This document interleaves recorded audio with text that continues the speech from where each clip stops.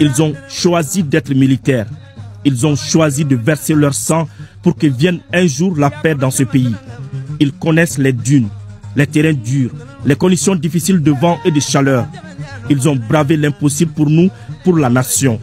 Braves guerriers des temps anciens, le peuple attache aujourd'hui un profond respect à votre engagement et à votre dévouement pour la patrie.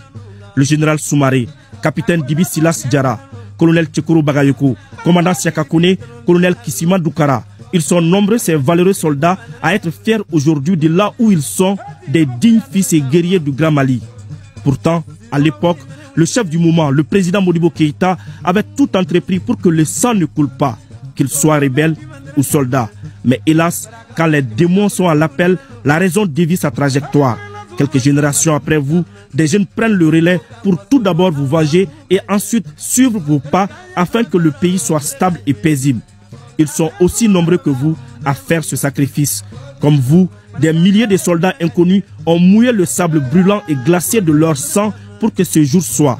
Le commandant Karim Nyang, le colonel Abdoulaye Diallo, le lieutenant Karim Doumbia pour ne citer que ceci. Les victimes d'Aguelok, avec à leur tête le capitaine Sékou Traoré Bad pour les intimes, cet officier a mené des semaines de combats rudes dans les méandres d'Aguelok pour sauver l'honneur de l'armée malienne contre une horde de terroristes dont le destin funeste était de nuire à la paix et à la stabilité du pays. Ils se sont battus comme des forcenés. Ils sont tombés armes à la main.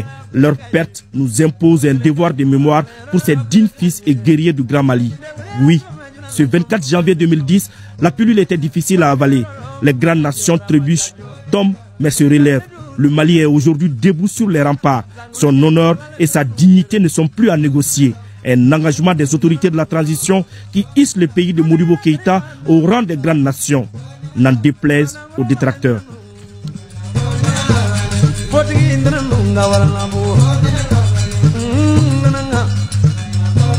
Yara baka beri